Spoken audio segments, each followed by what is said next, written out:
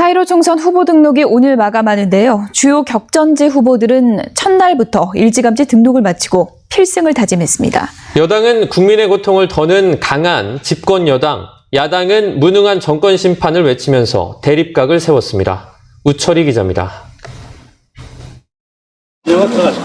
전직 국무총리이자 유력 대권주자 간의 맞대결로 이미 불붙은 격전지 서울 종로의 이낙연, 황교안 후보는 일찌감치 유세를 벌여왔던 만큼 첫날 아침 후보 등록을 하고 본격 선거전에 뛰어들었습니다.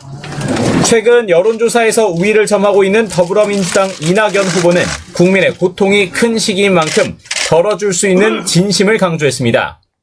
국민들께서 겪으시는 고통을 공감하면서 어떻게 하면 하루라도 빨리 고통을 덜어드릴까 하는 데 집중해서 선거에 임하고자 합니다.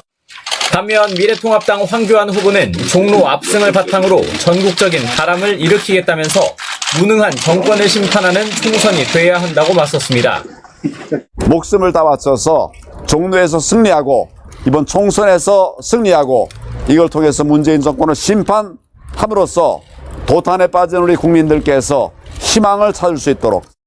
두 후보는 다음 달 6일 열리는 토론회에서 처음으로 맞대결하게 되는데 미리 보는 대선을 방불케 할 전망입니다. 전 청와대 대변인과 서울시장의 승부가 펼쳐지는 서울의 또 다른 격전지 광진을에도 팽팽한 긴장감이 감돌았습니다. 민주당 고민정 후보는 강한 집권 여당의 힘을 강조했고 광진 주민들과 함께 원팀이 돼서 반드시 총선을 승리로 만들어내도록 하겠습니다. 그리고 강한 집권 여당의 힘과 함께 속도감 있고 또 신력 있게 일을 해나가도록 하겠습니다. 통합당 오세훈 후보는 총선을 앞두고 떠밀려온 후보보다 경쟁력이 있다고 호소했습니다. 골목골목을 누비면서 무엇이 진정 광진 국민들의 삶의 질을 향상시킬 수 있는가에 대한 고민을 해왔던 저와 비교를 해보면 아마 그 고민의 기간이 굉장히 비교가 될 겁니다. 후보 등록 뒤 다음 달 2일부터 공식 선거운동이 시작되는 등 여야는 본격적인 총선 레이스에 돌입했습니다. 4년 전과는 달리 코로나19 사태라는 국가적 위기 속에 총선을 치러야 하는 여야는 한층 더 날선 대립을 이어갈 것으로 보입니다. YTN 우철입니다. 총선이 다가올수록 민주당의 차별화 전략이 뚜렷해지고 있습니다. 위성정당인 더불어시민당은 형제정당이라면서 띄우고 열린민주당에는 강한 어조의 견제구를 날리고 있습니다. 미래통합당은 선거총 사령탑으로 김종인 전 더불어민주당 비상대책위원회 대표를 세웠습니다. 최하영 기자가 보도합니다. 마치 사돈을 만난 것 같다며 더불어시민당 지도부를 반긴 더불어민주당. 이번엔 형제당이라며 더불어시민당 비례후보들과 손을 맞잡았습니다. 더불어민주당은 더불어시민당을 두 지붕 한 가족의 형제정당으로 생각하고 법이 허용하는 최선을 다해서 더불어시민당을 지원하겠습니다. 성이 같다며 더불어시민당은 이렇게 반기는데 이름이 같은 열린민주당에는 전혀 딴판입니다. 일부 탈당하시거나 공천 부적격으로 탈락된 분들이 민주당 이름을 사칭해 비례 후보를 내는 바람에 여러 가지 혼선이 빚어지고 있습니다. 같은 친정권 세력이지만 시민당은 껴안고 열린당은 밀쳐내는 건 여당 지지율이 분산되는 위기의식 때문으로 보입니다.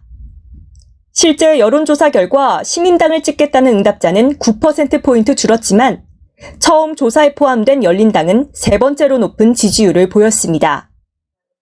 미래통합당은 김종인 전 더불어민주당 비상대책위원회 대표를 선거 총사령탑으로 불러들였습니다. 앞서 한 차례 영입이 불발됐지만 황교안 대표가 직접 나서 공을 들인 결과입니다. 심각하면 반드시 정권 심판을 하고 또 이길 수 있다고 생각합니다. 그게 활용 정동을 또 해주시면 내 나름대로 이제 판단하는 기준이 있기 때문에 선거를 어떻게 치러야 할 것인가 하는 것은 그동안 나름대로 생각한 것도 있고 하기 때문에. 김 전 대표는 2012년 총선에선 새누리당에, 2016년엔 더불어민주당의 승리를 안겼는데 총선을 코앞에 둔 시점에서 김종인 카드가 또 먹힐지는 미지수입니다. 이에 대해 민주당은 김 전 대표가 갈짓자 행보를 해온 만큼 총선에 큰 영향은 없을 것 같다며 평가절하했습니다. 열린민주당을 연일 깎아내리는 민주당과 김종인 전 대표를 영입한 통합당의 공통점은 바로 위기의식입니다. 거대 양당 모두 제1당을 장담하지 못하는 데서 비롯된 것으로 보입니다. YTN 최하영입니다. 격전지 가운데 하나인 서울 광진을에서는 청와대 대변인 출신 고민정 후보와 서울시장을 지낸 오세훈 후보가 맞붙게 됐죠. 고민정 후보는 청와대 정부와의 원팀 정치에, 오세훈 후보는 서울시장 경험을 내세우며 변화를 강조했습니다. 김대근 기자가 짚어봤습니다. 코로나19 사태로 인한 불안감이 여전한 만큼 더불어민주당 고민정, 미래통합당 오세훈 두 후보의 주요 일정은 방역 활동에 맞춰져 있습니다. 밖에서 다들 꼼꼼히 닦으시는 것 같다고 평소에도 그래요? 좀. 아유 집안 살림 하는 사람이니까 당연히 그렇죠.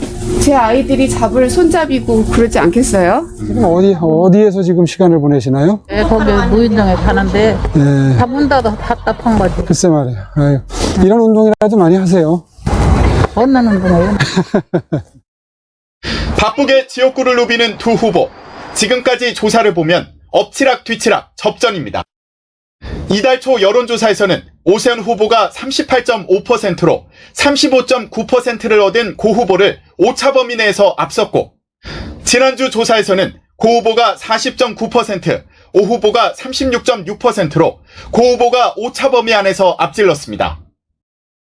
말 그대로 격전지인 이곳에서 후보들은 어떤 쟁점을 두고 경쟁을 벌일까요? 고민정 후보는 청와대, 정부까지 하나로 움직이는 원팀 정치를, 오세훈 후보는 서울시를 이끈 경험을 강조합니다. 시의원, 구의원부터 시작해서 또 구청장님, 시장님, 또 정부 부처, 그리고 또 저까지 이런 것들을 힘있게 원팀으로 만들 수 있는 자신감이 전 있습니다. 청와대가 내 편이다 혹은 시장, 구청장과 통한다 하는 얘기는요, 2년 뒤면 다 바뀌거나 바뀔 가능성이 매우 높거든요. 이제 그런데 의존하는 그런 정치보다는 본인의 능력과 실력으로, 노하우로 승부하는.